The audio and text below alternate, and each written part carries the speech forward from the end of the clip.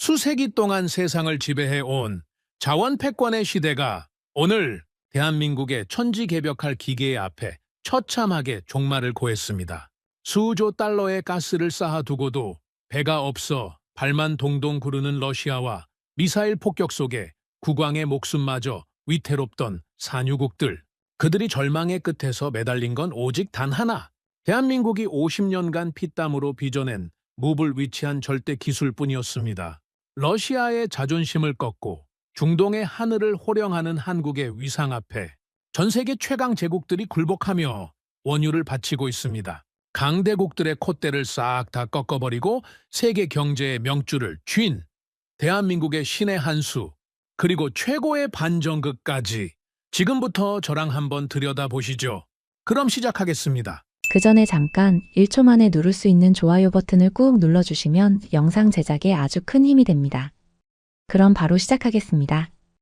상황 보고하십시오. 호르무즈 해협 완전 봉쇄, 아시아행 원유 수송 전면 중단, 피해 예상국은 한국, 일본, 인도. 특히 한국은 원유 수입 의존도가 90% 이상입니다. 저는 자리에서 일어나며 말했습니다. 그렇다면 가격을 올려라. 지금이 기회다. 25년간 에너지로 세계를 움직여온 저 드미트리 볼코프에게 그날은 축제와 같았습니다. 그런데 바로 그날 한국에서 도저히 이해할 수 없는 일이 벌어졌습니다. 한국 땅에 있던 기름이 한국을 떠나고 있었던 겁니다. 설명을 드리겠습니다. 저는 러시아 모스크바 출신입니다. 가즈프롬에서 수출 전략을 총괄했고 유럽 15개국에 가스를 공급하는 계약을 직접 설계한 사람이죠. 제가 사인 한번 하면 유럽의 난방이 꺼졌습니다. 제가 고개를 끄덕이면 공장이 돌아갔죠. 에너지는 거래가 아닙니다. 통제입니다. 저는 그렇게 믿고 살아왔습니다. 그런 제 앞에 호르무즈 봉쇄 소식이 들어온 겁니다. 이란이 움직였습니다. 미국과 이스라엘이 이란 핵시설을 타격했고 이란은 즉각 보복에 나섰습니다. 호르무즈 해협에 기뢰를 깔았습니다. 미사일 기지를 가동했죠. 전 세계 원유 수송의 핵심 통로가 하루아침에 막혀버린 겁니다. 수석 분석관이 보고를 올렸습니다. 아시아행 원유 수송 70%가 이 해협을 통과합니다. 전면 차단 시 글로벌 유가는 단기간에 40% 이상 급등할 것으로 봅니다. 저는 물었습니다. 유럽은? 대체 공급선이 있습니다. 미국 셰일, 노르웨이 북해 유전, 타격은 제한적입니다. 그렇다면 가장 취약한 곳은 한국입니다. 원유 수입 의존도 90% 이상, 비축유만으로는 석 달을 버티기 어렵습니다. 저는 웃었습니다. 솔직히 말씀드리겠습니다. 그때 저는 웃었습니다. 왜냐하면 이건 우리에게 기회였기 때문이죠. 유가가 오르면 우리 수출 단가도 오른다. 아시아가 흔들리면 우리 가스가 대안이 된다. 저는 회의실을 나서며 지시했습니다. 계약 조건 재검토 들어가라. 지금부터 모든 장기 계약의 단가를 올린다. 그게 제 세계관이었습니다. 누군가의 위기는 누군가의 기회죠. 에너지 시장에서 동정은 존재하지 않습니다. 오직 가격만이 진실이었습니다. 그런데 바로 그 시점에 한국에서 소식이 날아왔습니다. 울산이었습니다. 한국 남동부 해안에 위치한 석유 비축기지. 거기에는 원유 200만 배럴이 보관되어 있었습니다. 한 가지 짚고 넘어가겠습니다. 이 기름은 한국 것이 아니었습니다. 국제 공동비축 프로그램에 따라 외국 석유 회사들이 한국 창고에 보관해둔 원유였죠. 대신 한국은 위기 상황에서 이 기름을 우선적으로 구매할 수 있는 권리를 갖고 있었습니다. 계약서가 있었습니다. 우선 구매권도 명시되어 있었죠. 그런데 전쟁이 터지자 상황이 완전히 뒤집어졌습니다. 보고가 올라왔습니다. 울산 비축기지에서 이상 움직임이 포착됐습니다. 무슨 움직임인가? 중동 석유 회사들이 원유를 빼내기 시작했습니다. 해외 바이어에게 전량 매각을 시도하고 있습니다. 저는 되물었습니다. 한국과의 우선 구매 계약은 무시하고 있습니다. 국제 시세가 폭등하니 더 높은 가격을 제시하는 곳에 넘기겠다는 겁니다.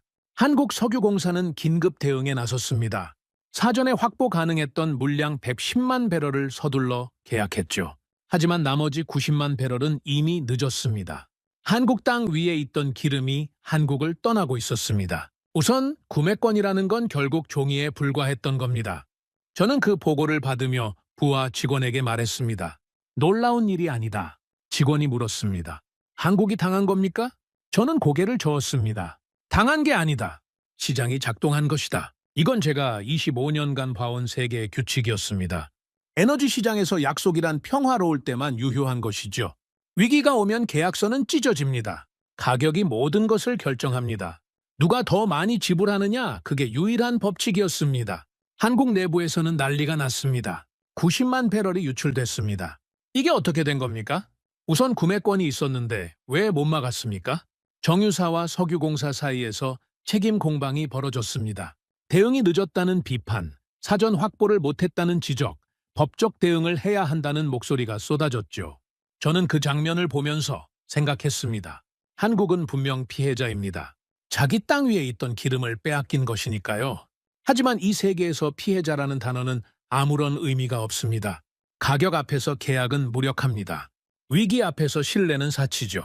그리고 시장 앞에서 약속은 존재하지 않습니다.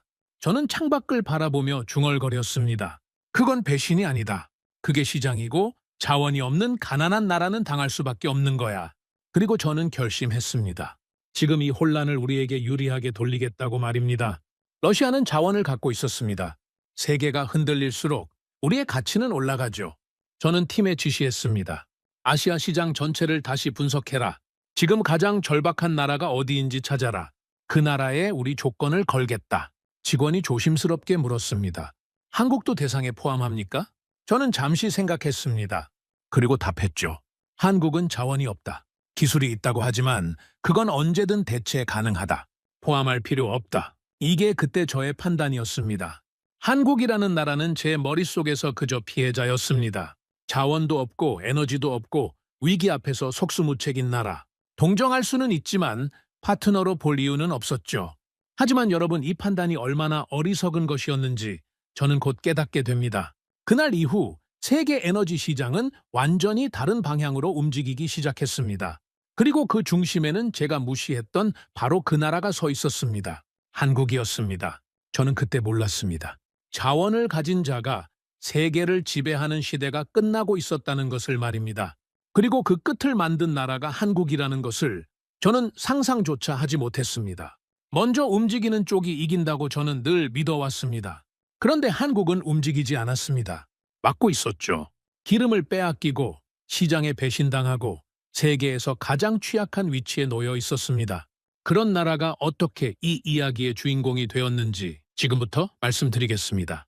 저는 한국을 무시했습니다. 이 말을 지금 하는 이유가 있습니다. 제가 얼마나 오만했는지를 여러분께 솔직히 보여드려야 이 이야기의 끝이 제대로 전달되기 때문이죠. 돌아가겠습니다. 제 이야기부터 하겠습니다. 저는 러시아 모스크바에서 태어났습니다. 가즈프롬에 입사한 건 28살 때였죠. 처음에는 말단 분석가였습니다.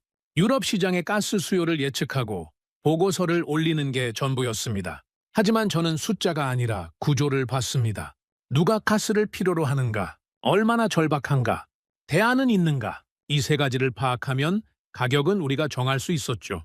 5년 만에 저는 수출 전략팀을 이끌게 됐습니다. 첫 번째 큰 계약이 기억납니다. 독일이었습니다.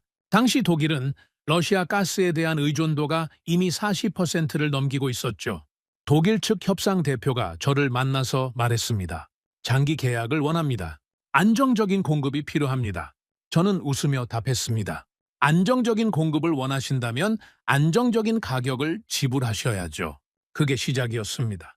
독일, 프랑스, 이탈리아, 폴란드, 체코. 유럽 15개국과의 가스 공급 계약을 제가 직접 설계했습니다. 계약서 한 장에 국가의 난방이 걸려 있었죠. 제가 펜을 내려놓으면 공장이 멈췄습니다. 제가 고개를 끄덕이면 도시에 불이 들어왔죠. 과장이 아닙니다. 이게 에너지 시장의 현실이었습니다. 그 시절 저와 함께 일했던 수석 자문관 이고리가 이런 말을 한 적이 있습니다. 드미트리, 우리가 하는 일이 뭔지 알아? 뭡니까? 유럽의 스위치를 쥐고 있는 거야. 켜고 끄는 건 우리 손에 달렸어. 저는 고개를 끄덕였습니다. 맞는 말이었으니까요. 우리는 실제로 그 스위치를 사용한 적도 있었습니다. 우크라이나와의 가스 분쟁 때였습니다. 우크라이나가 가스 대금 지불을 미루자 저는 공급 축소를 건의했습니다. 상부가 승인했죠. 공급을 줄이자 우크라이나만 타격을 받은 게 아니었습니다. 유럽 전체가 흔들렸습니다. 독일 산업계가 비상회의를 열었고 프랑스 정부가 중재에 나섰죠. 저는 그때 확신했습니다. 자원을 가진 자가 세계를 지배한다. 이건 이론이 아니라 현실이었습니다. 석유가 흐르면 경제가 돌아갑니다. 가스가 멈추면 국가가 무릎을 꿇죠. 이보다 단순하고 이보다 강력한 무기는 없었습니다. 이런 세계관을 가진 저에게 한국이라는 나라는 어떤 존재였을까요? 솔직히 말씀드리겠습니다. 아무것도 아니었습니다. 물론 한국에 대해 전혀 모르는 건 아니었습니다. 조선 산업이 강하다는 건 알고 있었죠. 반도체를 잘 만든다는 것도요. 자동차, 가전제품 이런 분야에서 경쟁력이 있다는 정도는 파악하고 있었습니다. 하지만 제 기준에서 그건 중요하지 않았습니다. 왜냐하면 한국에는 석유가 없었기 때문이죠. 가스도 없었습니다. 자원이 없는 나라는 제3계에서 힘이 없는 나라와 같은 말이었습니다. 부하 직원 세르게이가 한 번은 보고서를 들고 왔습니다. 한국 조선산업 분석 자료입니다. LNG선 분야에서 세계 시장 점유율이 70%를 넘었습니다. 저는 보고서를 훑어보며 물었습니다. 그래서 북극 프로젝트에 한국 조선소의 기술이 필요할 수 있습니다. 저는 보고서를 덮었습니다. 기술은 돈으로 사면 된다. 한국이 아니더라도 만들 수 있는 곳은 있어. 세르게이는 잠시 망설이더니 말했습니다. 쇠빙 LNG선은 한국 외에 건조 가능한 국가가 사실상 없습니다. 저는 그 말을 흘려들었습니다. 완전히 무시했죠.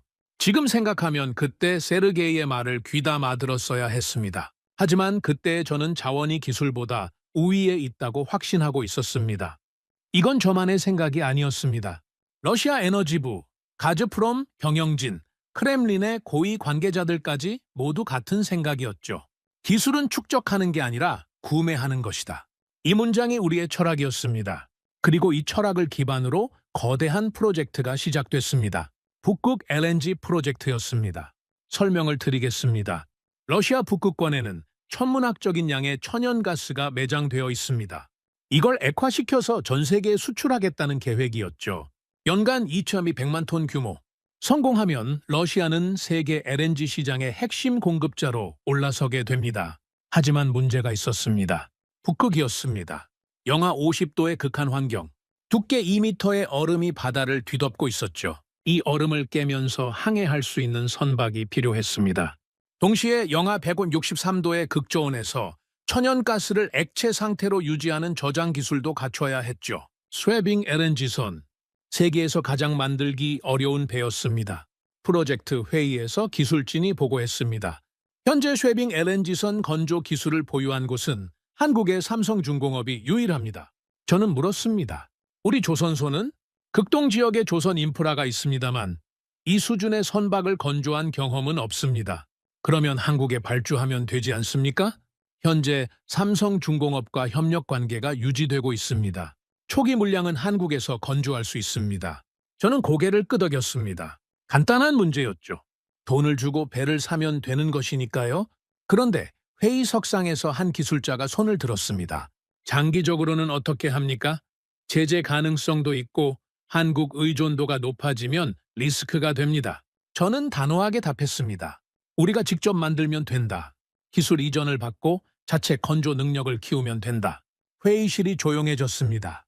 몇몇은 고개를 끄덕였고 몇몇은 불안한 표정을 지었죠. 하지만 누구도 반대 의견을 내지 않았습니다. 그게 러시아식 의사결정이었습니다. 저는 확신에 차 있었습니다. 한국이 만들 수 있는 걸 우리가 못 만들 이유가 없다고 생각했죠. 러시아는 우주에 로켓을 쏘아 올린 나라입니다. 핵잠수함을 건조한 나라이기도 하죠. 배 한 척 못 만들겠습니까? 이고리가 저에게 조용히 물었습니다. 정말 가능하다고 보나? 저는 답했습니다. 자원만 있으면 뭐든 가능하다. 돈이 있으면 기술자를 데려오면 되고 시간이 있으면 공장을 지으면 된다. 한국이 수십 년 걸린 걸 우리가 못할 이유가 없지 않나.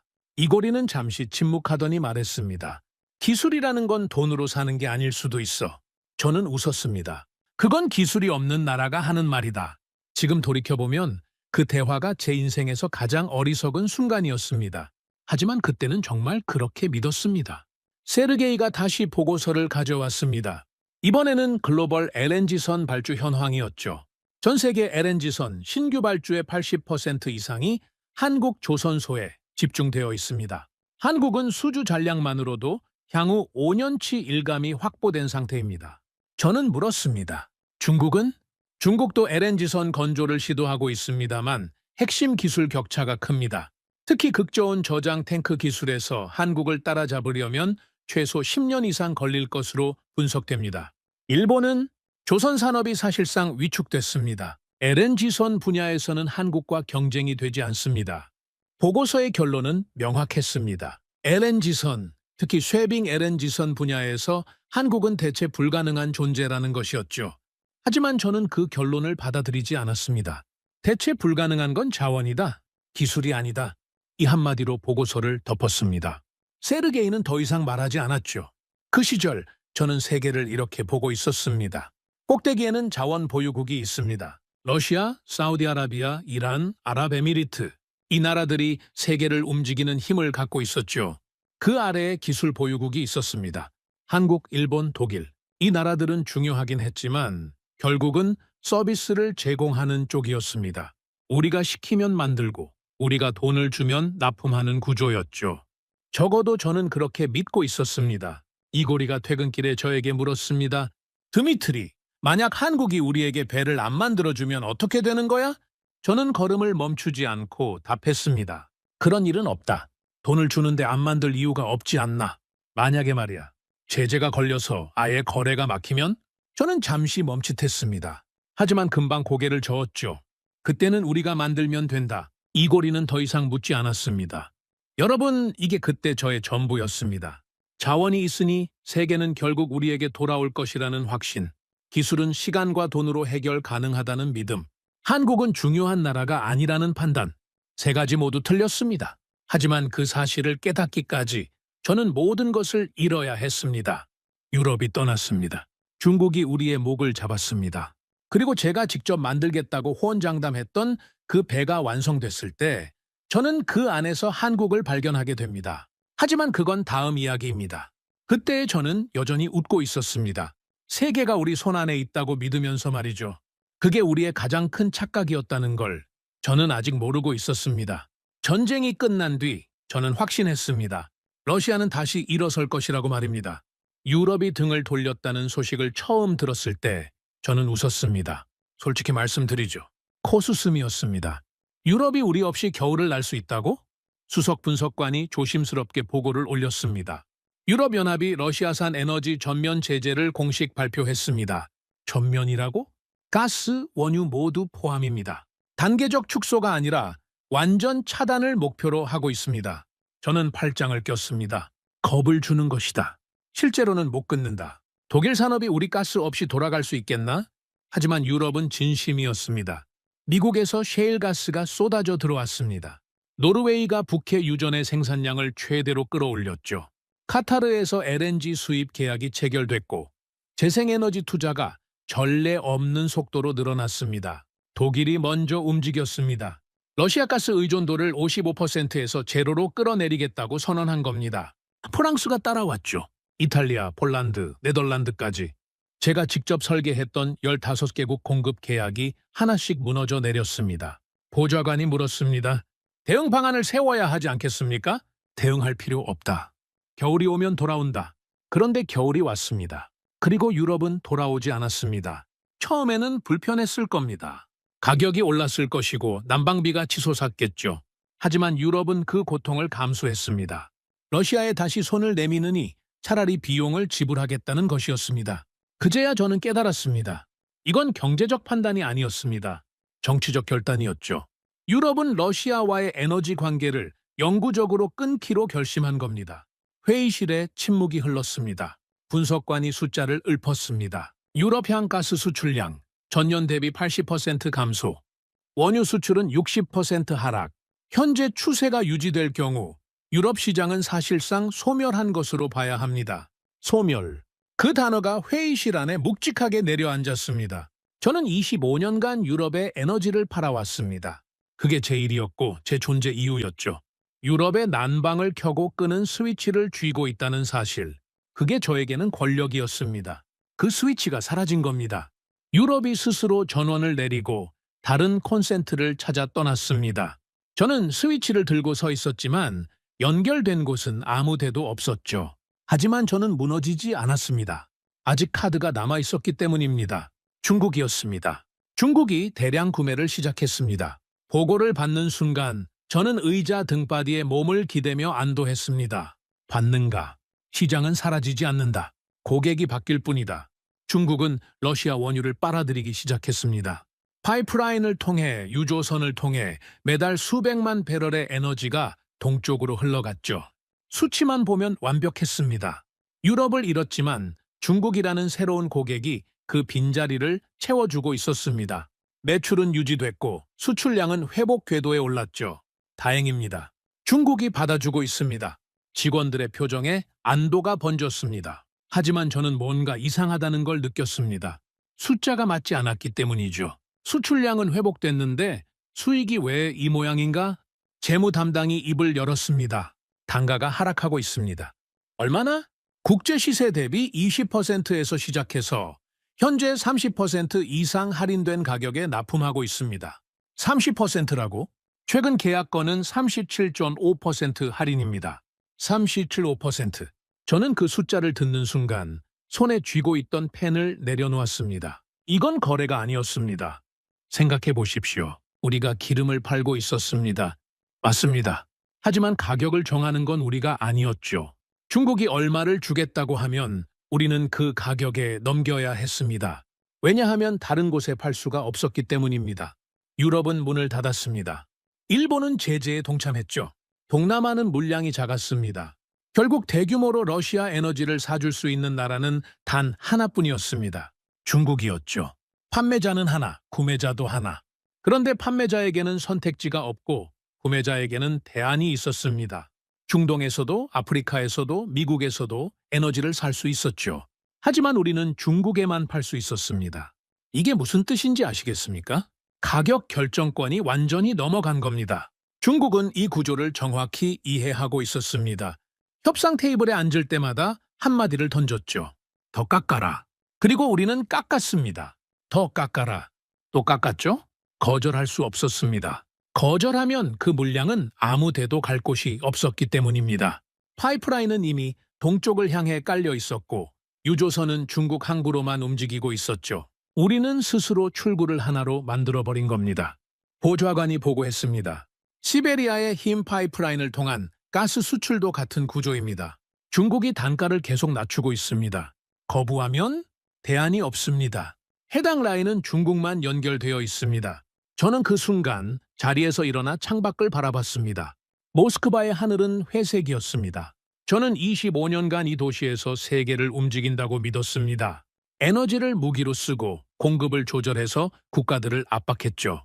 유럽 정상들이 저에게 전화를 걸어 가스 공급을 요청하던 시절이 있었습니다. 그런데 지금은 우리가 전화를 걸고 있었습니다. 중국에게 말입니다. 더 사달라고, 제발 물량을 늘려달라고 말이죠.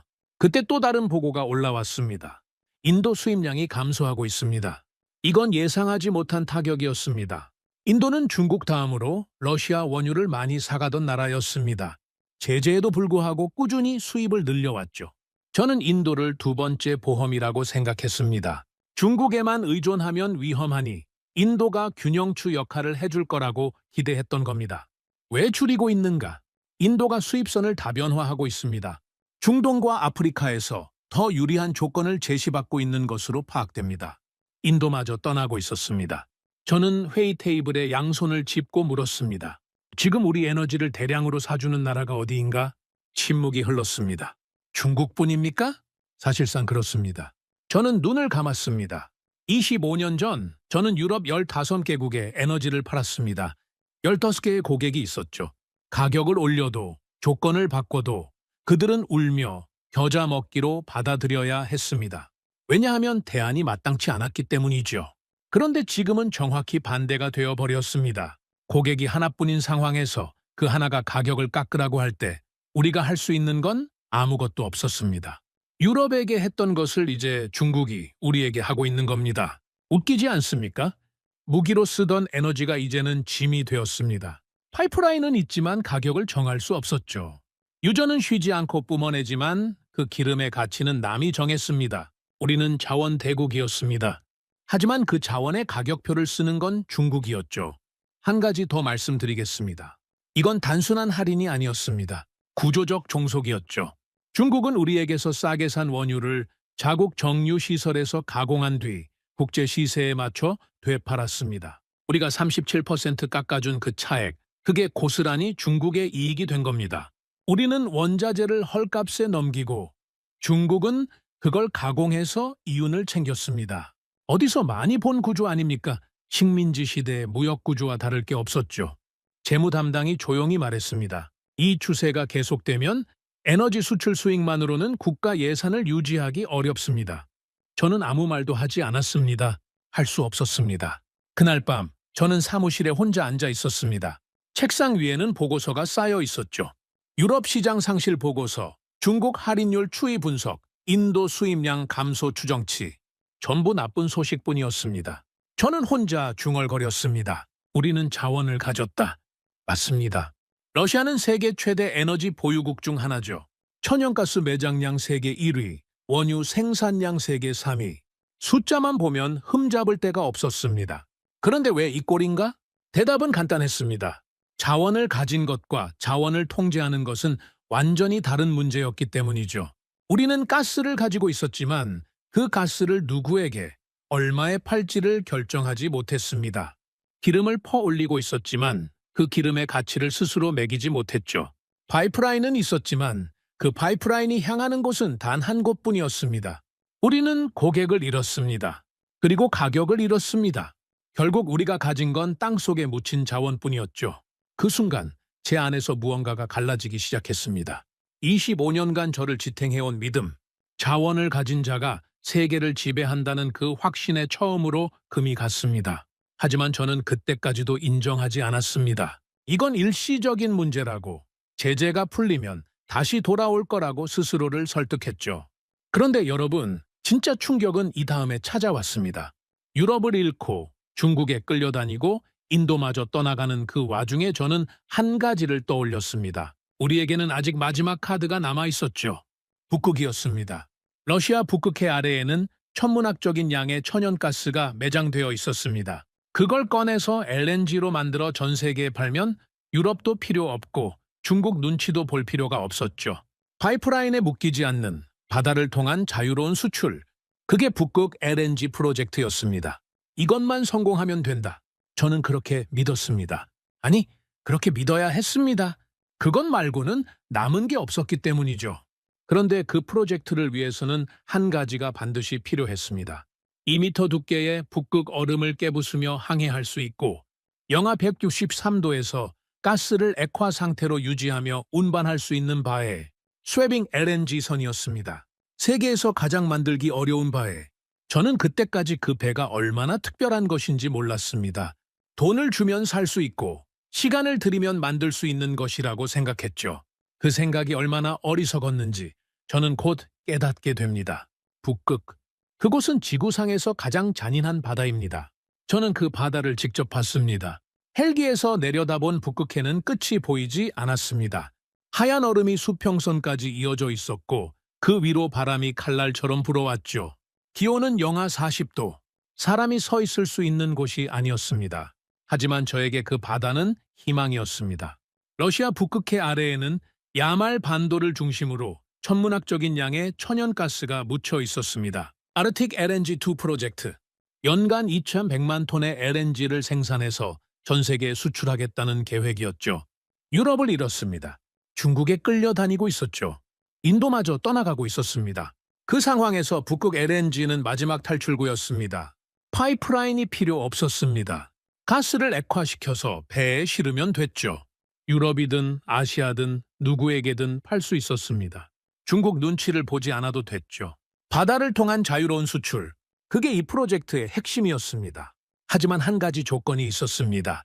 그 가스를 실어 나를 배가 필요했습니다. 보통 배가 아니었죠. 수석 기술관이 설명했습니다. 북극 항로는 일반 선박으로 운항이 불가능합니다. 최소 2m 두께의 얼음을 스스로 깨면서 항해할 수 있어야 합니다. 그게 전부인가? 아닙니다. LNG 저장 온도는 영하 173도입니다. 이 온도를 항해 내내 유지해야 하죠. 외부는 영하 4세비도, 내부는 영하 163도. 이 온도차를 견디면서 얼음을 깨부수는 배를 만들어야 합니다. 세계에서 그런 배를 만들 수 있는 곳이 어디인가? 기술관이 잠시 침묵했습니다. 현재로서는 한국의 삼성중공업이 유일합니다. 저는 그 말을 흘려들었습니다. 한국이요? 배 만드는 나라. 그 정도 인식이었죠. 중요한 건 우리가 그 배를 확보할 수 있느냐는 것이었습니다. 원래 계획은 간단했습니다. 삼성중공업에 발주하면 됐죠. 실제로 초기에는 그렇게 진행되고 있었습니다.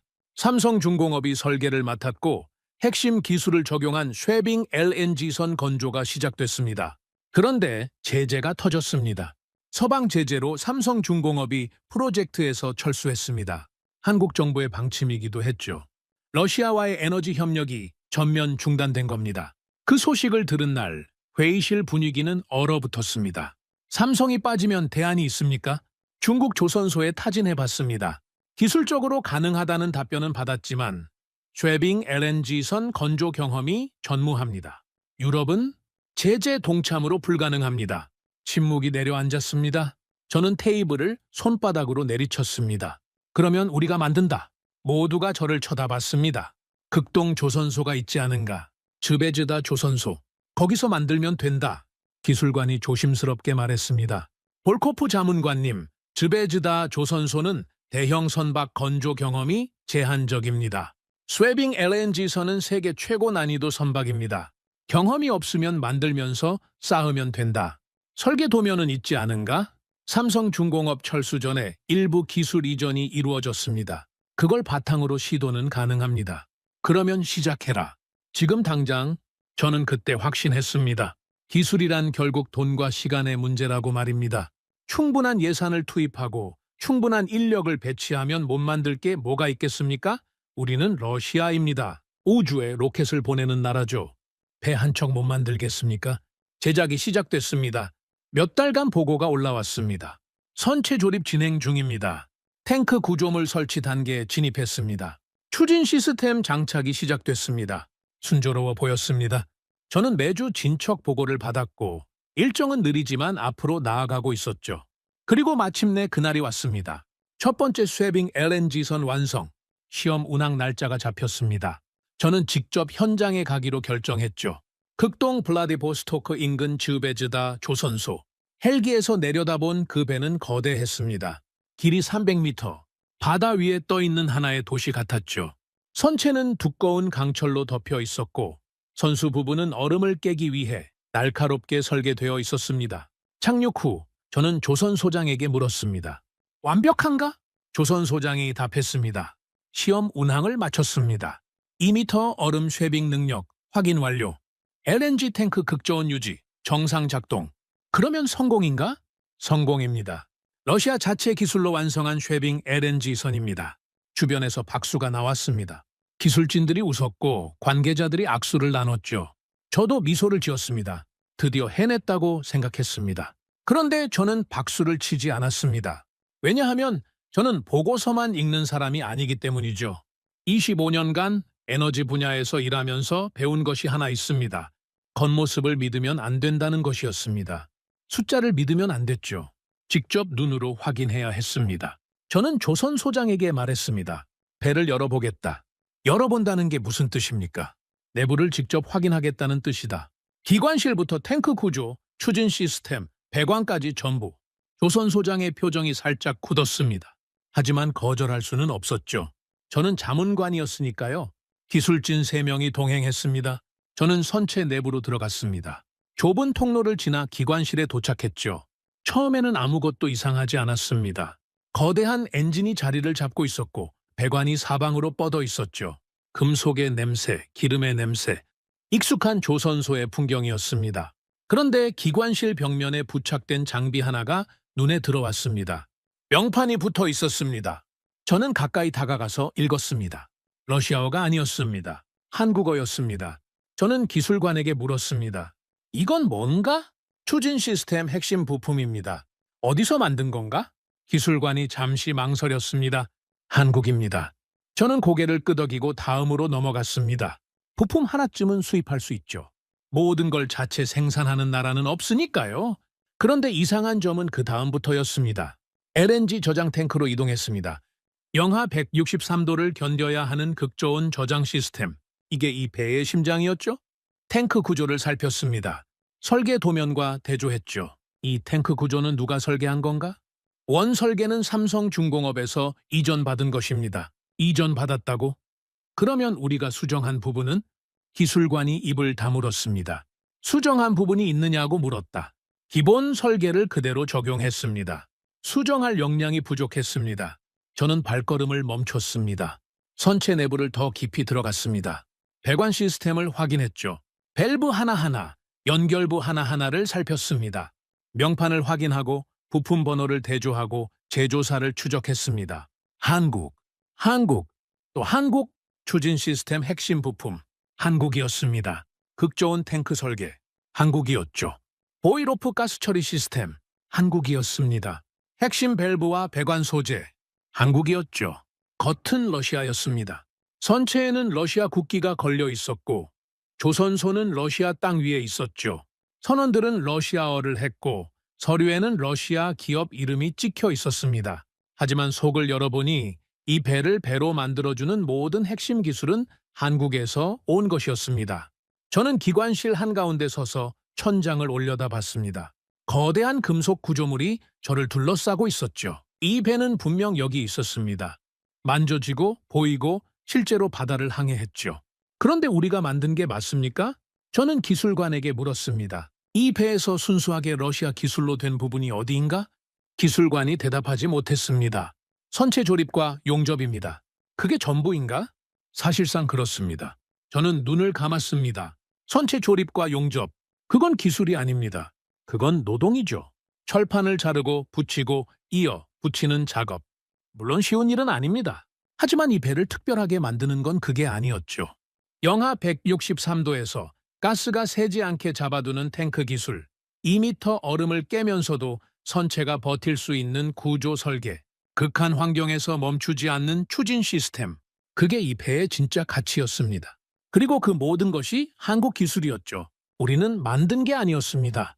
우리는 조립한 것이었죠. 남겨진 기술을 이어붙이고 수입한 부품을 끼워 넣고 빌려온 설계도를 따라 그린 것이었습니다. 그걸 두고 자체 기술이라고 박수를 친 겁니다. 저는 갑판으로 올라왔습니다. 차가운 바람이 얼굴을 때렸죠. 눈앞에 북극해가 펼쳐져 있었습니다. 회색 바다 위로 얼음 조각들이 떠다니고 있었죠. 조선소장이 다가왔습니다. 자문관님, 어떻게 보셨습니까? 저는 한참을 말하지 않았습니다. 그리고 입을 열었죠. 추가로 몇 척이 더 필요한가? 프로젝트 전체 완수를 위해서는 최소 20척 이상이 필요합니다. 이 배와 같은 방식으로 만들 수 있는가? 조선소장이 고개를 숙였습니다. 한국 부품 수급이 불확실합니다. 제재 상황에서 추가 확보가 어렵습니다. 그러면 우리 기술로 대체할 수 있는가? 현재로서는 불가능합니다. 20척? 이 프로젝트를 완성하려면 20척의 쇠빙 LNG선이 필요했습니다. 그런데 지금 우리가 가진 건 한국 기술을 이어붙여서 겨우 만든 배 한 척이었죠. 그리고 그 한 척마저 앞으로 똑같이 만들 수 있을지 불확실했습니다. 저는 헬기에 올라탔습니다. 조선소가 점점 작아졌죠. 그 거대한 배가 장난감처럼 작아지는 걸 내려다보면서 저는 생각했습니다. 저 배는 러시아의 희망이었습니다. 유럽을 잃고 중국에 끌려다니는 상황에서 마지막으로 잡은 줄이었죠. 그런데 그 줄의 끝을 쥐고 있는 건 러시아가 아니었습니다. 한국이었습니다. 우리가 무시했던 나라. 자원도 없고 영토도 작고 에너지 하나 제대로 생산하지 못하는 나라. 저는 몇 달 전 한국을 분석 대상에서 제외하라고 지시했었습니다. 포함할 필요 없다고 했었죠.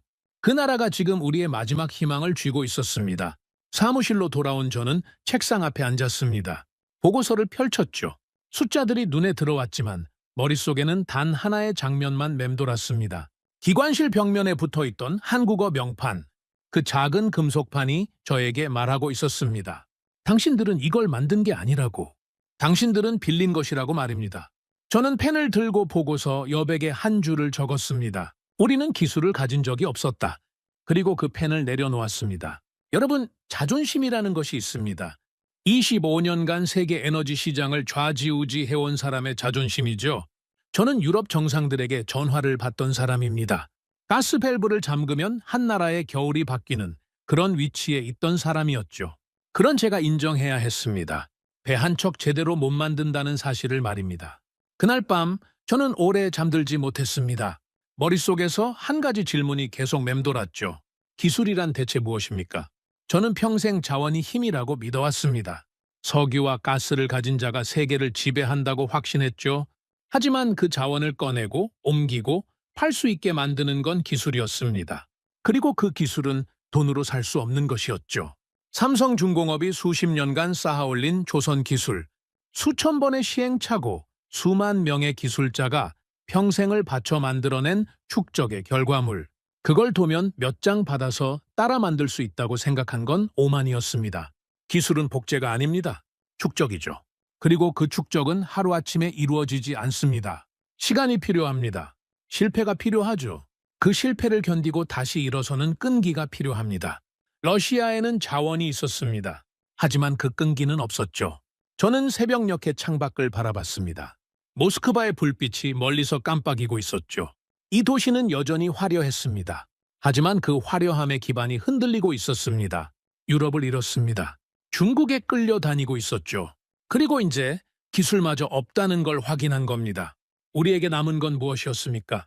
땅속에 묻힌 가스, 시추공에서 뿜어져 나오는 원유. 하지만 그걸 세상 밖으로 꺼낼 수 없다면 그 자원은 돌과 다를 게 없었습니다. 저는 그날 아침 출근하면서 한 가지 결심을 했습니다. 한국을 제대로 들여다보겠다고 말입니다. 그 작은 나라가 대체 어떻게 이 기술을 만들었는지, 왜 세계에서 유일하게 이 배를 만들 수 있는지 저는 그걸 알아내야 했습니다. 무시가 아니었습니다. 호기심도 아니었죠. 두려움이었습니다. 저는 한국을 조사하기 시작했습니다. 두려움 때문이었습니다. 그 배의 기관실에서 본 한국어 명판이 머릿속에서 떠나지 않았죠. 잠을 자도 보였고 눈을 감아도 보였습니다. 저는 자료를 모았습니다. 보고서를 쌓았죠. 한국 조선 산업에 관한 모든 것을 파헤치기 시작했습니다. 그리고 파헤칠수록 저는 더 깊은 수렁에 빠져들었습니다. 기술관을 불렀습니다. 쇠빙 LNG선이 왜 그렇게 만들기 어려운 건가? 나도 이해할 수 있게 정확하게 설명해라. 기술관이 자리에 앉으며 말했습니다. 이 배는 단순한 선박이 아닙니다. 세 가지 극한 기술이 하나의 선체 안에 동시에 들어가야 합니다. 세 가지? 첫 번째는 쉐빙 능력입니다. 2m 두께의 북극 얼음을 스스로 깨면서 항해해야 합니다. 선수 구조부터 선체 강도, 추진력까지 전부 극한 환경에 맞춰 설계돼야 하죠. 두 번째는 극저온 저장입니다. LNG는 영하 163도에서 액화 상태를 유지합니다. 이 온도가 조금이라도 올라가면 가스가 기화되죠. 항해 내내 이 온도를 정밀하게 유지하는 탱크 시스템이 필요합니다. 세 번째는 고출력 추진 시스템입니다. 얼음을 깨면서 30만 톤에 가까운 선체를 밀고 나가야 합니다. 일반 선박의 추진력으로는 불가능하죠. 그리고 이 세 가지가 서로 충돌하지 않도록 통합 설계가 이루어져야 합니다. 저는 되물었습니다. 충돌한다는 건 무슨 뜻인가? 쇠빙을 위해서는 선체가 단단해야 합니다. 하지만 극저온 탱크를 보호하려면 진동과 충격을 흡수하는 구조가 필요하죠. 단단함과 유연함을 동시에 만족시켜야 한다는 뜻입니다. 거기에 고출력 엔진의 열과 진동까지 더해지면 설계 난이도는 기하급수적으로 올라갑니다. 저는 팔짱을 꼈습니다. 그래서 결론이 뭔가? 우리가 이걸 자체적으로 해결할 수 있는가? 기술관이 고개를 숙였습니다. 솔직하게 말씀드리겠습니다. 현재 러시아 기술 수준으로는 이 세 가지 중 단 하나도 독자적으로 완성할 수 없습니다. 회의실이 조용해졌습니다. 단 하나도? 네, 단 하나도 못합니다. 저는 자리에서 일어났습니다. 창밖을 바라봤죠. 한참을 서 있다가 물었습니다. 그러면 세계에서 이 세 가지를 전부 해낼 수 있는 나라가 어디인가? 한국입니다. 정확히 말하면 삼성중공업과 한국가스공사를 중심으로 한 기술 생태계 전체입니다. 한국만 가능하다는 건가? 현재로서는 그렇습니다. 중국이 시도하고 있지만 핵심 기술은 한국에서 가져오고 있죠. 일본은 설계 능력은 있지만 대형 건조 경험이 부족합니다. 유럽은 조선 산업 자체가 축소됐고요. 저는 돌아서서 물었습니다. 왜 한국만 가능한 건가? 대체 뭐가 다른 건가? 기술관이 잠시 생각하더니 말했습니다. 시간입니다. 시간? 한국 조선 산업은 50년 넘게 쌓아올린 결과물입니다.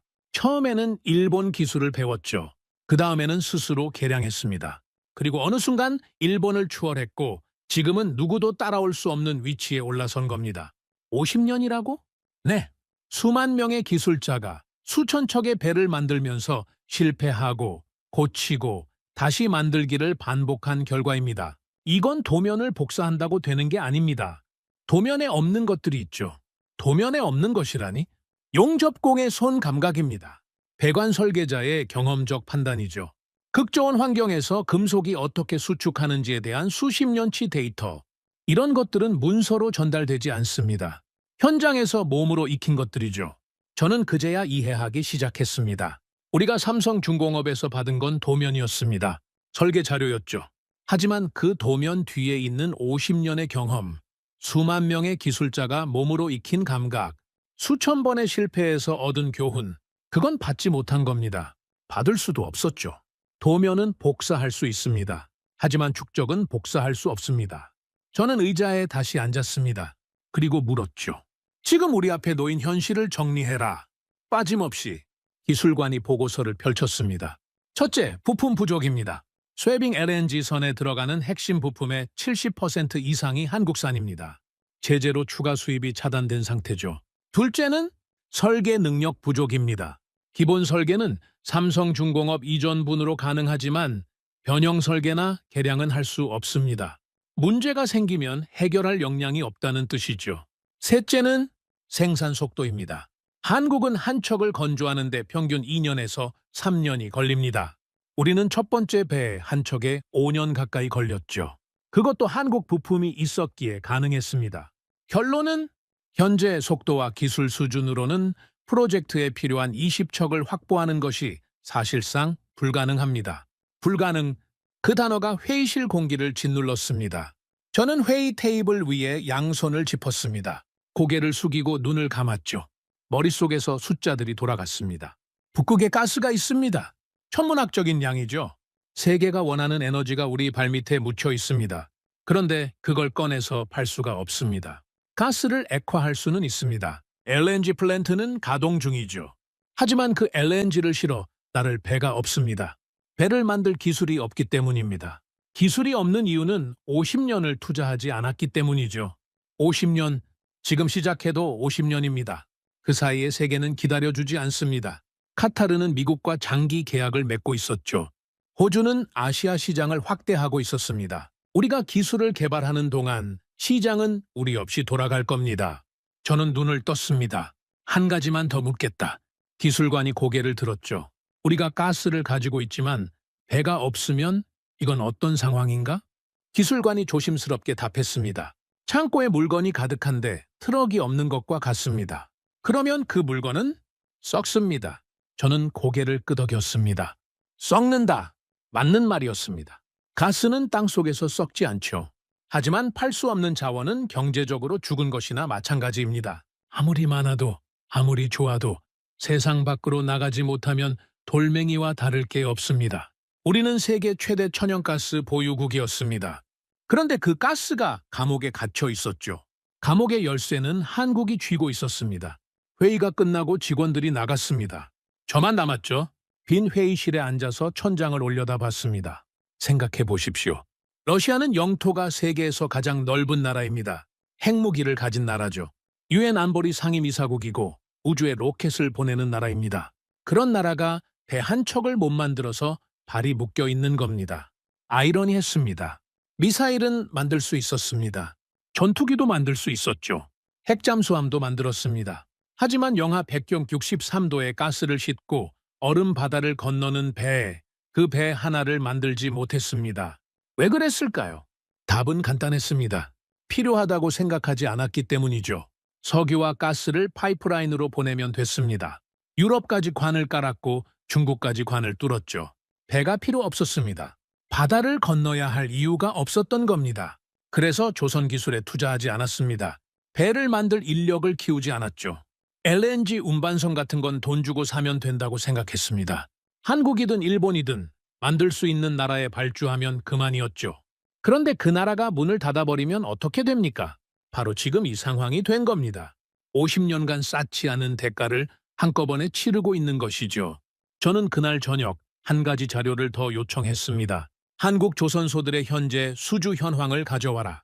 다음 날 아침 보고서가 올라왔습니다. 저는 첫 페이지를 펼치고 숫자를 읽었죠. 세계 LNG선 수주량 중 한국이 차지하는 비율. 그 숫자를 보는 순간 저는 보고서를 내려놓았습니다. 압도적이었습니다. 한국조선소 3곳, 삼성중공업, 한화오션, HD현대중공업 이 3곳이 전 세계 LNG선 수주의 대부분을 차지하고 있었습니다. 스웨빙 LNG선은 말할 것도 없었죠. 사실상 한국 아니면 발주할 곳이 없는 상황이었습니다. 이건 독점이 아니었습니다. 독점이란 시장을 인위적으로 지배하는 것이죠. 한국은 인위적으로 지배한 게 아니었습니다. 아무도 따라올 수 없었을 뿐입니다. 다른 나라들은 어땠습니까? 중국은 일반 LNG선을 만들기 시작했습니다. 하지만 핵심 기술은 여전히 한국에서 들여오고 있었죠. 일본은 조선 산업이 쪼그라들고 있었습니다. 유럽은 이미 수십 년 전에 포기했고요. 결국 이 시장에서 진짜 플레이어는 한국뿐이었습니다. 저는 창밖을 바라봤습니다. 모스크바 하늘은 또 회색이었죠. 자원이 힘이라고 저는 평생 믿어왔습니다. 석유를 가진 자가 세계를 지배한다고 확신했죠. 그래서 기술을 무시했습니다. 돈으로 사면 된다고 생각했습니다. 그런데 지금 저는 깨닫고 있었습니다. 자원은 땅 속에 묻혀 있으면 돌과 같습니다. 기름은 옮기지 못하면 진흙과 다를 게 없죠. 가스는 팔지 못하면 바람일 뿐입니다. 그걸 꺼내고 실어 나르고 세상에 내놓을 수 있는 기술. 그 기술을 가진 나라가 진짜 힘을 쥐고 있는 겁니다. 그리고 그 나라는 한국이었습니다. 저는 보고서 마지막 장을 넘겼습니다. 거기에는 한 줄이 적혀 있었죠. 한국은 공급자가 아닙니다. 기술 그 자체입니다. 저는 그 문장 위에 펜을 올려놓았습니다. 그리고 한참을 내려다봤죠. 기술관이 적은 문장이었습니다. 하지만 그 한 줄이 저의 25년을 부정하고 있었습니다. 자원이 힘이라던 저의 믿음, 석유가 세계를 지배한다던 저의 확신, 기술은 돈으로 살 수 있다던 저의 오만, 전부 틀렸습니다. 저는 펜을 내려놓고 의자의 등을 기댔습니다. 천장을 올려다보며 혼자 중얼거렸죠. 우리는 선택권을 잃었다. 유럽을 잃었을 때는 고객을 잃은 것이었습니다. 중국에 끌려다닐 때는 가격을 잃은 것이었죠. 하지만 지금은 달랐습니다. 선택권, 스스로 결정할 수 있는 권리 자체가 사라진 겁니다. 배를 만들 수 없으니 가스를 팔 수 없습니다. 가스를 팔 수 없으니 수익이 없죠. 수익이 없으니 새로운 기술에 투자할 수 없습니다. 투자할 수 없으니 배를 만들 수 없죠. 끝없는 악순환이었습니다. 그리고 그 악순환의 열쇠를 쥐고 있는 나라는 우리가 아니었습니다. 한국이었죠. 자원이 없는 나라, 영토가 작은 나라, 에너지 하나 제대로 생산하지 못하는 나라. 저는 그 나라를 무시했습니다. 분석 대상에서 제외하라고 지시했었죠. 그런데 지금 그 나라 없이는 우리의 마지막 프로젝트가 한 발짝도 나아갈 수 없었습니다. 여러분, 저는 그날 밤 오래 잠들지 못했습니다. 머릿속에서 하나의 장면이 계속 재생됐죠. 즈베즈다 조선소에서 봤던 그 배. 겉은 러시아 국기를 달고 있었지만 속은 전부 한국이었던 그 배. 우리의 자존심이자 희망이었던 그 배가 사실은 빌려온 기술의 조리품이었다는 사실. 그리고 그 빌려온 기술마저 이제는 들어오지 않는다는 현실. 저는 이불을 걷어차고 일어나 앉았습니다. 한 가지 질문이 떠올랐습니다. 이 질문이 저를 완전히 바꿔놓게 될 줄은 그때 몰랐죠. 한국은 대체 배만 만드는 나라입니까? 만약 이 나라가 배만 잘 만드는 거라면 그건 그냥 특화 산업일 뿐이었습니다. 대단하지만 한정적이죠. 하지만 만약 이 나라가 배뿐만 아니라 다른 영역에서도 이런 수준의 기술을 갖고 있다면 그건 완전히 다른 이야기가 됩니다. 그리고 그 답을 저는 곧 얻게 됩니다. 한국이 만든 건 배만이 아니었습니다. 한국이 만든 건 배만이 아니었습니다. 그 사실을 깨달은 건 중동에서 하늘이 불타기 시작한 날이었습니다. 저는 사무실에서 실시간 상황판을 지켜보고 있었습니다. 북극 LNG 프로젝트 회의가 끝난 직후였죠. 기술 부족 문제로 머리가 무거웠습니다. 그런데 갑자기 보좌관이 문을 벌컥 열고 들어왔습니다. 자문관님, 긴급 상황입니다. 무슨 상황인가? 이란이 보복 공격을 개시했습니다. 대규모입니다. 저는 상황실로 이동했습니다. 대형 스크린에 중동 지도가 떠 있었죠. 빨간 점들이 이란 영토에서 쏟아져 나오고 있었습니다. 하나가 아니었습니다. 수십 개, 수백 개가 동시에 움직이고 있었죠. 분석관이 보고했습니다. 탄도미사일 114발 발사 확인, 드론 600기 이상 동시 출격. 저는 숫자를 다시 되물었습니다. 174발이라고? 네. 탄도미사일만 174발입니다. 여기에 순항미사일과 자폭 드론이 추가됩니다. 목표는 이스라엘, 사우디아라비아, 그리고 UAE입니다. 저는 의자에 앉았습니다. 이건 보복이 아니었습니다. 전면전이었죠. 이란이 가진 거의 모든 것을 한꺼번에 쏟아붓고 있었습니다. 스크린 위에 빨간 점들이 부채꼴 모양으로 퍼져나갔습니다. 아라비아 반도 전체를 덮을 기세였죠. 저는 25년간 에너지 시장에서 일하면서 수많은 위기를 봐왔지만 이 규모는 처음이었습니다. 미사일 174발이 동시에 하늘에 떠 있다는 게 어떤 의미인지 아십니까? 한 발이 도시에 떨어지면 건물 하나가 사라집니다. 10발이 떨어지면 도시 기능이 마비되죠. 174발이면 국가가 멈춥니다. 거기에 드론 6세배기가 더해지면 하늘 자체가 무기가 되는 겁니다. 방공 시스템은 가동됐는가? 미국 패트리엇, 이스라엘 에로우, 그리고 분석관이 잠시 멈췄습니다. 그리고 한국의 천궁2가 가동됐습니다. 저는 고개를 돌렸습니다. 천궁2, 한국 방공 시스템이 왜 거기 있는가? UAE에 수출된 물량입니다. 현재 UAE 방공망의 핵심 축을 담당하고 있습니다. 저는 그때까지 한국의 방산 기술에 대해 거의 아는 게 없었습니다. 한국은 배 만드는 나라라고만 생각했죠. 미사일 방어 시스템까지 만든다는 건 제 관심 밖의 이야기였습니다. 하지만 그날 그 관심 밖의 이야기가 전쟁의 한가운데서 펼쳐지고 있었습니다. 상황실 스크린이 실시간으로 업데이트됐습니다. 1차 요격 개시, 패트리엇 가동, 빨간 점 몇 개가 사라졌습니다. 요격에 성공한 것이죠. 에로 시스템 가동, 고고도 미사일 요격 중 또 몇 개가 사라졌습니다. 천궁2 가동, UAE 상공 방어 개시. 저는 스크린에서 눈을 떼지 못했습니다. 미사일이 쏟아지고 있었습니다. 하늘에서 불덩어리가 내려오는 것과 같았죠. 그리고 그 불덩어리를 향해 요격 미사일이 치솟아 올랐습니다. 스크린 위에서 빨간 점과 파란 점이 부딪히며 사라지는 장면이 반복됐죠. 1분, 2분, 5분. 시간이 지날수록 빨간 점의 숫자가 줄어들었습니다. 요격이 성공하고 있었던 겁니다. 30분이 지났을 때 분석관이 중간 보고를 올렸습니다. 전체 요격률 90% 이상 유지 중입니다. 시스템별 성적은 패트리엇 약 88%, 에로 약 92%. 천궁2는 분석관이 숫자를 확인하더니 말했습니다. 약 96%입니다. 저는 되물었습니다. 96%? 네. 현재까지 천궁2 담당 구역 내 요격률 약 96%입니다. 회의실이 웅성거렸습니다. 96%라는 숫자가 어떤 의미인지 이 방에 있는 사람들은 모두 알고 있었죠. 패트리엇은 미국이 수십 년간 개발하고 실전에서 검증해온 세계 최고의 방공 시스템입니다. 에로우는 이스라엘이 생존을 걸고 만든 미사일 방어 체계죠. 그 두 시스템과 나란히 서서 한국의 천궁2가 96%를 기록하고 있었습니다. 나란히 선 정도가 아니었습니다. 앞서고 있었죠. 저는 보좌관에게 물었습니다. 천궁2 가격이 얼마인가? 패트리엇 대비 약 3분의 1 수준입니다. 3분의 1 가격의 성능이 더 높다는 말인가? 현재 데이터로는 그렇습니다. 저는 등받이에 몸을 기댔습니다. 가장 싸고 가장 정확했습니다. 전쟁터에서 이보다 완벽한 조합이 있겠습니까? 하지만 이야기는 여기서 끝나지 않았습니다. 공격은 계속됐습니다. 이란은 한 차례로 끝내지 않았죠. 2차, 3차 공격이 이어졌습니다. 미사일이 계속 날아들었고 드론이 쉬지 않고 밀려왔습니다. 문제가 생겼습니다. UAE 측에서 긴급 연락이 왔습니다. 내용은 요격탄이 부족합니다. 현재 속도로 소진되면 방공망에 구멍이 뚫립니다. 당연한 일이었습니다. 아무리 성능이 좋아도 탄약이 떨어지면 끝이죠.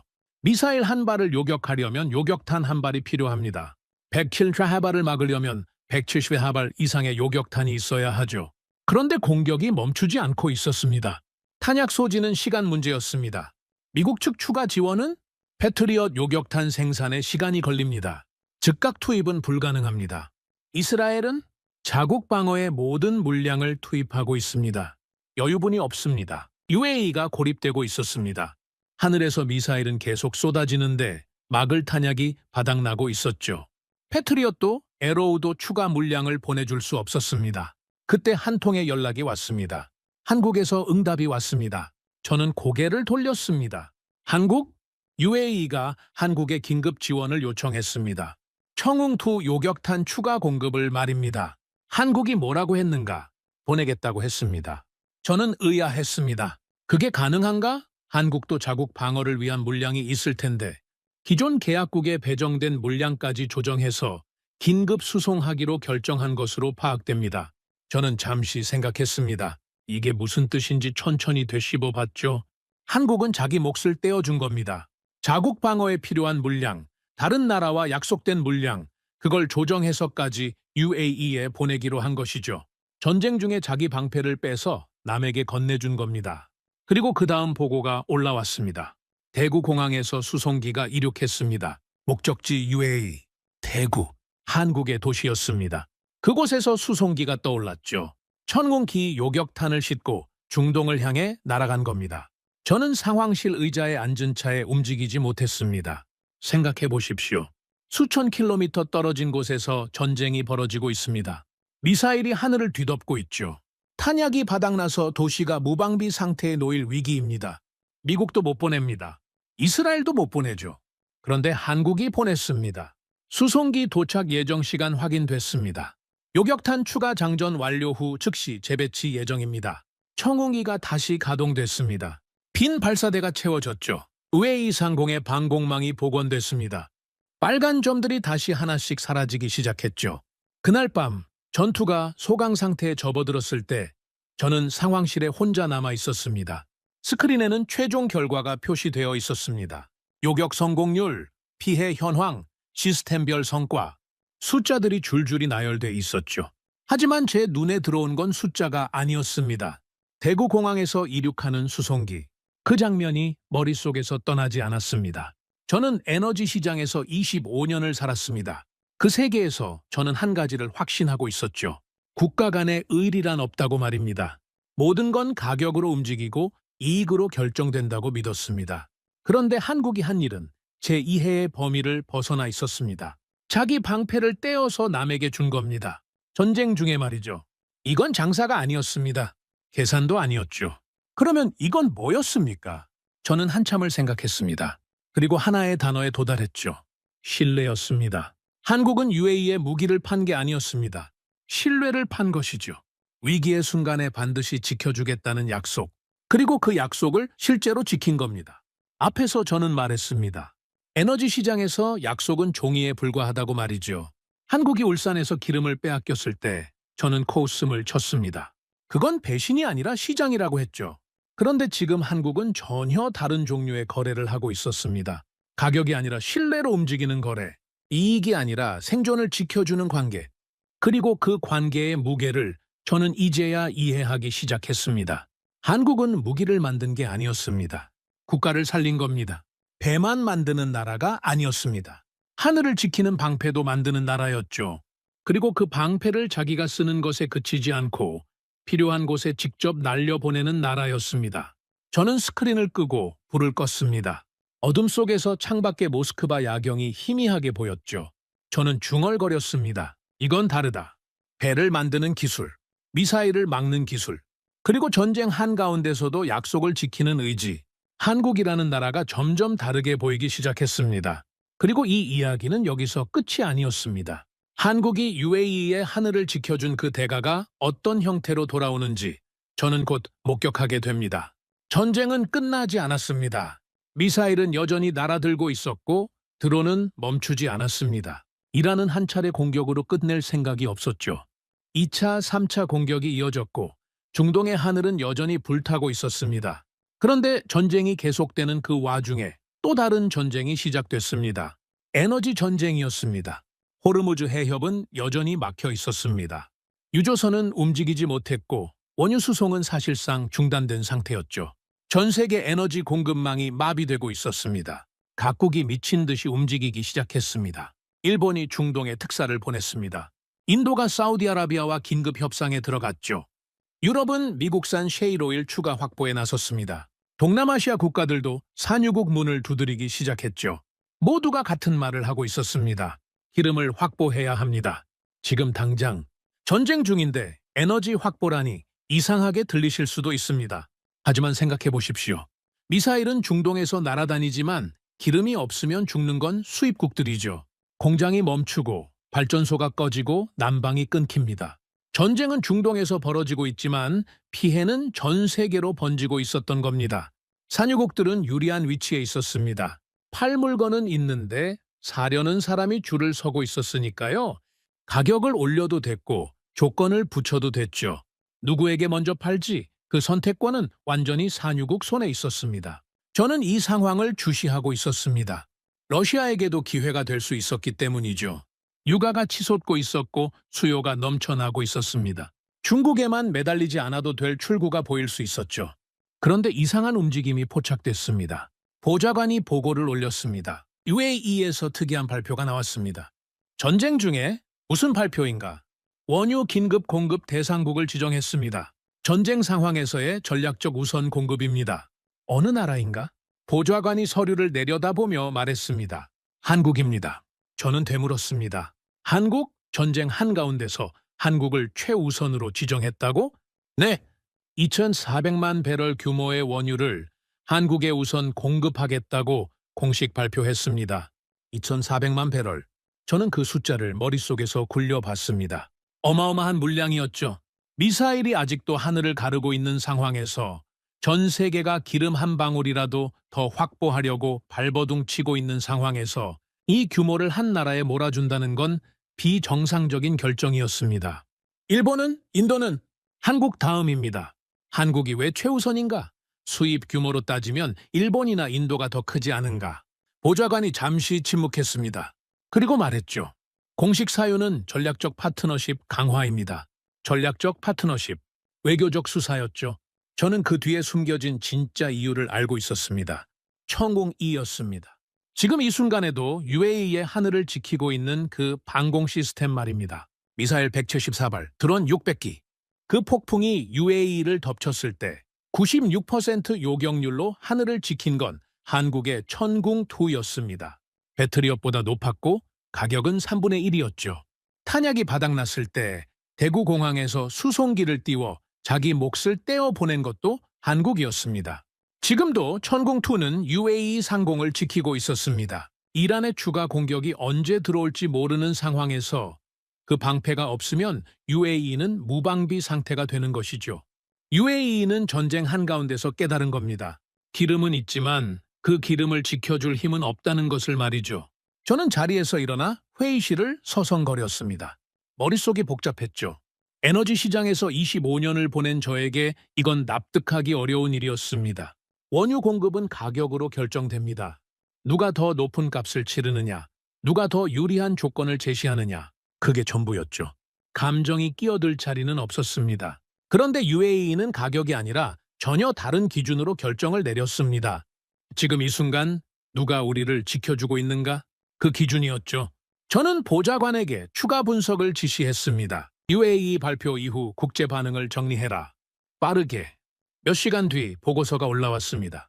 저는 한 장 한 장 넘기면서 읽었죠. 일본 외신의 반응이 먼저 눈에 들어왔습니다. 놀라움이 역력했죠. 일본은 중동과 수십 년간 에너지 외교를 해온 나라였습니다. 막대한 경제 원조를 쏟아부었고 정상회담도 수없이 했죠. 그런데 전쟁 한가운데서 최우선 공급 대상은 일본이 아니라 한국이었습니다. 유럽 분석가들의 반응도 비슷했습니다. 전쟁 중에 특정 국가를 지목해서 우선 공급을 선언하는 건 극히 이례적인 일이라는 평가였죠. 하지만 저를 진짜 멈추게 만든 건 한 분석가의 코멘트였습니다. 이건 거래가 아니다. 이건 선택이다. 선택. 그 단어가 저를 관통했습니다. 저는 보고서를 내려놓고 생각에 빠졌습니다. 오래 생각했죠. 에너지 시장에서 한국은 어떤 나라였습니까? 수입국이었습니다. 원유 수입 의존도 90% 이상. 자기 힘으로는 에너지 한 방울 만들지 못하는 나라였죠. 산유국 앞에서 항상 을이었습니다. 제발 팔아달라고 부탁하는 입장이었죠. 가격이 오르면 울며 겨자 먹기로 사야 했고 공급이 줄면 전전긍긍해야 했습니다. 얼마 전까지 한국 땅 위에 있던 기름을 빼앗기고도 아무것도 하지 못했던 나라였습니다. 우선 구매권이 있었는데도 속수무책이었죠. 시장이 비웃었습니다. 저도 비웃었죠. 그런데 지금은 어떻습니까? 전쟁이 한창인 이 순간 산유국이 한국을 먼저 찾고 있었습니다. 기름을 사달라는 게 아니었죠. 기름을 드리겠다고 먼저 손을 내밀고 있었습니다. 전 세계가 줄을 서서 기다리는 그 기름을 2,400만 배럴을 한국에 최우선으로 공급하겠다고 전쟁 중에 공식 선언한 겁니다. 어떻게 이런 일이 가능합니까? 돈 때문이 아니었습니다. 한국이 가장 많이 지불하겠다고 한 게 아니었죠. 외교 때문도 아니었습니다. 한국의 중동 외교가 일본보다 깊었던 것도 아니었죠. 기술이었습니다. 그리고 그 기술이 전쟁터에서 증명한 신뢰였죠. UAE 입장에서 생각해 보십시오. 자원은 있습니다. 세계가 원하는 석유가 발밑에 묻혀 있죠. 돈도 있습니다. 세계에서 가장 부유한 나라 중 하나입니다. 하지만 지금 이 순간 하늘에서 미사일이 쏟아지고 있습니다. 그 석유와 돈이 국민을 지켜주고 있습니까? 아닙니다. 하늘을 지켜주는 건 돈이 아니었습니다. 석유가 아니었죠. 한국이 만든 청웅이었습니다. 그리고 탄약이 바닥났을 때 미국도 이스라엘도 보내주지 못한 그 요격탄을 자기 몫을 떼어서 수송기에 실어 보낸 나라는 한국뿐이었습니다. 그 나라에 기름을 최우선으로 보내는 게 이상한 일입니까? 저는 아니라고 생각했습니다. 오히려 당연한 결정이었죠. 자원은 많습니다. 기름을 사겠다는 나라도 줄을 서 있죠. 하지만 미사일이 날아올 때 하늘을 막아줄 나라는 많지 않습니다.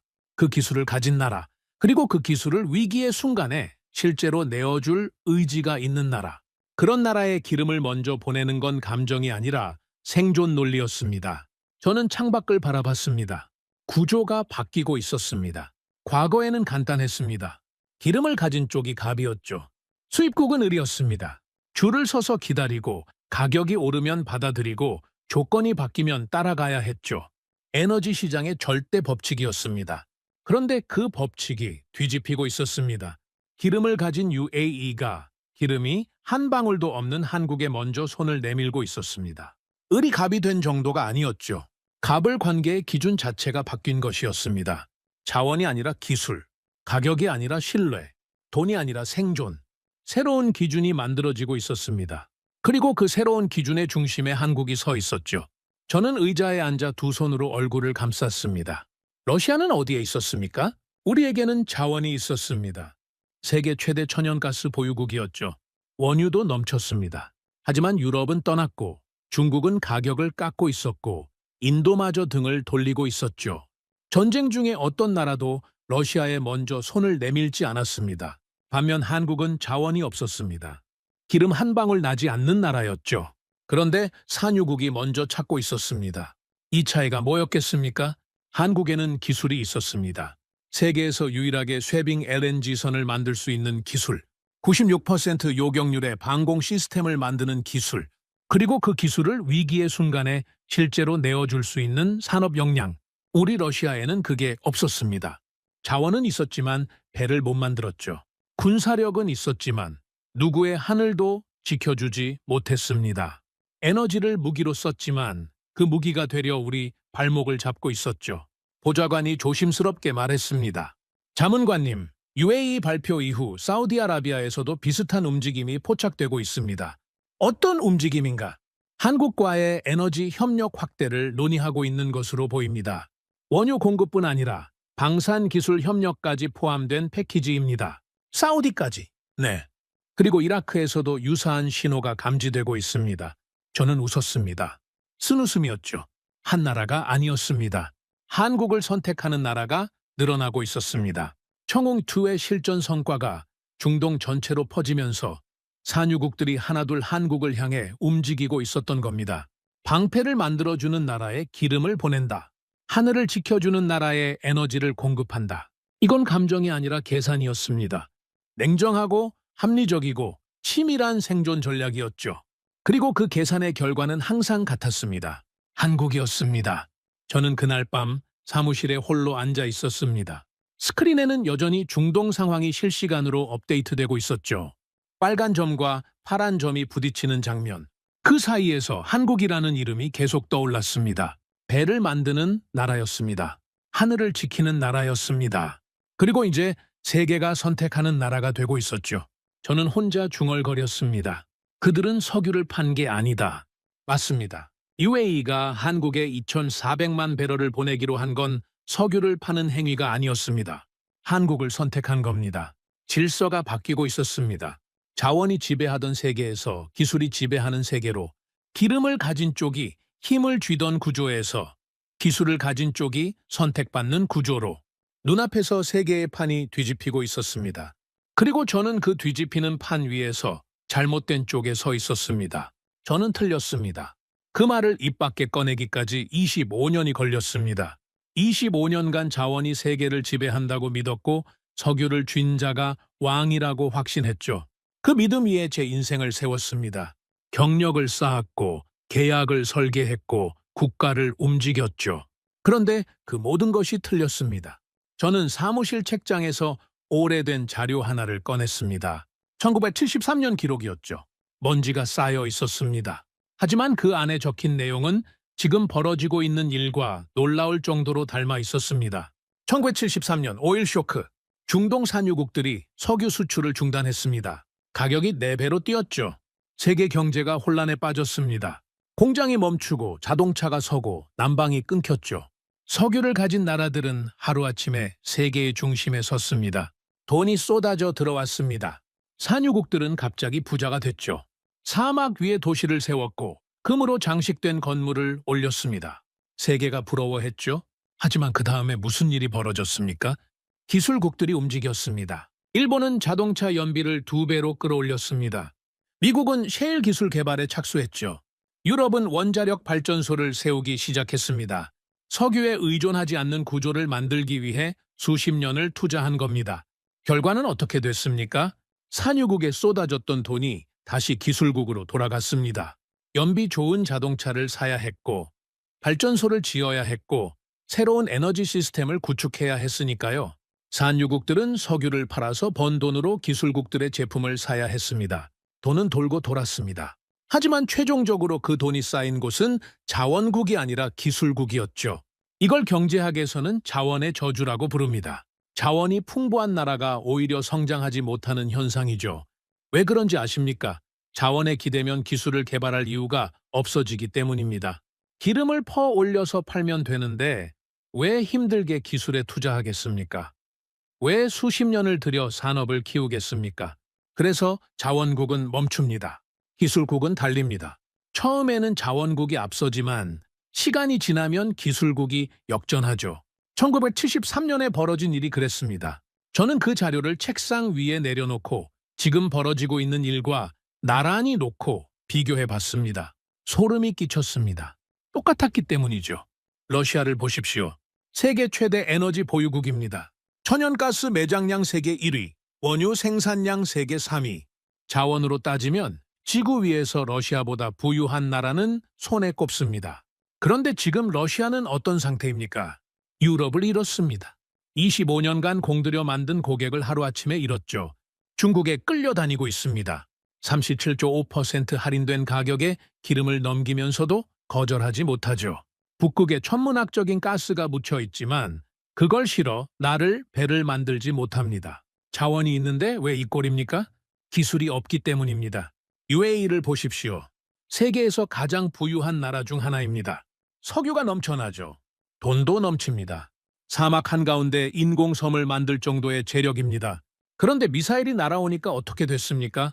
그 석유와 돈으로는 하늘을 막지 못했습니다. 미사일을 요격해줄 기술이 필요했죠. 그리고 그 기술은 한국에 있었습니다. 러시아도 UAE도 자원은 풍부했습니다. 하지만 결정적인 순간에 필요한 건 자원이 아니라 기술이었죠. 그리고 그 기술은 자원국이 아니라 한국이라는 나라에 있었습니다. 1973년과 똑같은 패턴이었습니다. 역사는 반복되고 있었죠. 저는 의자에서 일어나 창가로 갔습니다. 모스크바의 밤하늘을 올려다봤죠. 한국이라는 나라를 떠올려 봤습니다. 자원이 없습니다. 기름 한 방울 나지 않죠. 가스도 없고 석탄도 부족합니다. 영토는 작습니다. 러시아의 몇십 분의 1도 안 되죠. 인구도 많지 않습니다. 군사력도 강대국에 비하면 제한적이죠. 아무것도 없는 나라였습니다. 그런데 이 나라가 지금 무엇을 하고 있습니까? 세계에서 유일하게 쇠빙 LNG선을 만들고 있습니다. 이 배가 없으면 북극의 가스는 세상 밖으로 나올 수 없죠. 러시아의 마지막 희망인 북극 LNG 프로젝트가 이 나라의 기술 없이는 한 발짝도 나아갈 수 없습니다. 96% 요격률의 방공 시스템을 만들고 있습니다. 패트리엇보다 정확하고 가격은 3분의 1이죠. 중동의 하늘을 지키고 있고 그 대가로 산유국이 먼저 기름을 보내고 있습니다. 원자력 발전소를 수출하고 있습니다.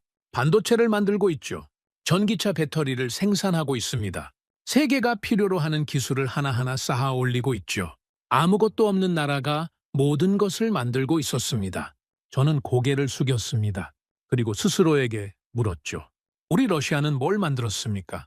기름을 팠습니다. 가스를 퍼올렸죠. 파이프라인을 깔았고 유조선에 실어 날랐습니다. 하지만 그 파이프라인의 밸브를 만든 건 우리가 아니었죠. 유조선의 핵심 부품도 우리가 만든 게 아니었습니다. LNG선은 아예 만들지도 못했죠. 우리는 땅에서 꺼낸 것을 팔았을 뿐입니다. 만든 게 아니었죠. 꺼낸 겁니다. 파낸 겁니다. 자연이 수억 년에 걸쳐 만들어 놓은 것을 우리는 구멍을 뚫어서 빼낸 것에 불과했습니다. 한국은 달랐습니다. 아무것도 없는 땅에서 사람의 손으로 기술을 만들었습니다. 50년간 배를 만들었고 수십 년간 미사일 방어 체계를 개발했죠. 실패했고 다시 일어섰고 또 실패했고 또 일어섰습니다. 그렇게 쌓아 올린 것이 지금의 한국이었죠. 꺼낸 것과 만든 것. 그 차이가 지금 러시아와 한국의 차이를 만들고 있었습니다. 저는 책상으로 돌아와 앉았습니다. 보고서를 한쪽으로 밀어놓고 빈 종이를 꺼냈죠. 그리고 천천히 적기 시작했습니다. 조선, 한국이 세계 1위입니다. 방산, 실전에서 검증됐습니다. 원전, 수출하고 있습니다. 반도체, 세계 시장을 주도하고 있죠. 하나하나 적어 내려갈수록 공통점이 보였습니다. 전부 대체 불가능한 기술이었습니다.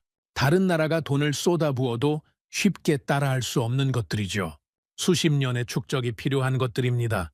시행착오를 견뎌낸 경험이 필요한 것들이죠.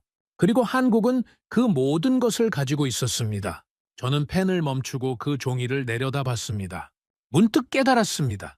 자원은 땅에 묻혀 있으면 돌과 같습니다. 제가 수없이 떠올렸던 문장이죠. 하지만 이제는 그 문장의 의미가 완전히 달라져 있었습니다. 자원은 유한합니다. 캐내면 줄어들죠. 언젠가는 바닥이 납니다. 석유가 마르고 가스가 떨어지면 자원국에는 아무것도 남지 않습니다. 하지만 기술은 다릅니다. 쓸수록 늘어나죠. 축적될수록 강해집니다. 하나의 기술이 다른 기술을 만들어내고 그 기술이 또 다른 산업을 키워냅니다. 조선 기술이 해양 플랜트 기술로 이어지고 방산 기술이 우주항공 기술로 확장되죠. 끝이 없습니다. 자원은 소모됩니다. 기술은 성장하죠. 그게 핵심이었습니다. 그게 제가 25년간 놓쳤던 진실이었죠. 저는 종이 아래쪽에 마지막 한 줄을 적었습니다. 자원은 힘이 아니다. 그걸 움직이는 기술이 힘이다. 그리고 펜을 내려놓았습니다. 창밖으로 모스크바의 새벽이 밝아오고 있었습니다. 회색빛 하늘 사이로 희미한 빛이 번지고 있었죠. 저는 그 빛을 바라보며 생각했습니다. 나는 평생을 자원을 믿고 살아왔습니다. 석유와 가스가 세계를 움직인다라고 믿었죠. 하지만 지금은 압니다. 그건 절반만 맞는 말이었습니다. 자원은 힘이 아닙니다. 그걸 꺼내고 옮기고 지키는 기술, 그 기술을 가진 나라가 세계를 움직입니다. 나는 그걸 인정하기까지 너무 오래 걸렸습니다. 유럽을 잃고 나서야 고객의 소중함을 알았죠. 중국에 끌려다니면서야 가격의 의미를 깨달았습니다. 배 한 척을 열어보고 나서야 기술의 무게를 느꼈죠. 전쟁터에서 한국의 방패를 보고 나서야 신뢰의 가치를 이해했습니다. 아무것도 없던 나라였습니다. 기름도 없고 가스도 없고 땅도 좁고 자원이라곤 사람밖에 없던 나라였죠. 그런데 그 나라가 지금 자원 대국들이 줄을 서서 찾아가는 나라가 됐습니다. 우리는 석유를 가진 나라를 부러워했습니다. 사우디를 부러워했고 UAE를 부러워했죠. 땅에서 기름이 솟아나는 나라를 축복받았다고 생각했습니다. 하지만 지금은 다릅니다. 그들이 한국을 부러워하고 있습니다. 기름을 가진 나라가 기름이 한 방울도 없는 나라를 부러워하고 있는 겁니다. 기름보다 강한 것을 그 나라가 가지고 있기 때문이죠. 저는 자리에서 일어났습니다. 코트를 걸치고 사무실을 나섰죠. 모스크바의 차가운 새벽 공기가 얼굴을 때렸습니다. 저는 걸으면서 마지막으로 한 가지를 생각했습니다. 한국 사람들은 알고 있을까요? 자기 나라가 얼마나 대단한 일을 해내고 있는지 말입니다. 아무것도 없는 땅에서 세계가 탐내는 기술을 만들어냈다는 것을 말이죠. 자원대국들이 고개를 숙이게 만드는 힘을 가졌다는 것을 말입니다. 저는 25년간 자원이 세계를 지배한다고 믿었습니다. 하지만 틀렸습니다. 기술이 세계를 지배합니다. 그리고 지금 그 기술의 중심에 한국이 서 있습니다. 오늘의 사연은 여기까지입니다. 구독과 좋아요는 영상 제작에 아주 큰 힘이 됩니다. 지금까지 감동테라스 저는 소희였습니다. 오늘도 우리 구독자님들의 가정에 따뜻한 행복이 가득하시길 진심으로 바라겠습니다. 긴 영상 끝까지 시청해주셔서 정말 감사합니다. 내일 더 좋은 이야기로 찾아뵙겠습니다. 감사합니다.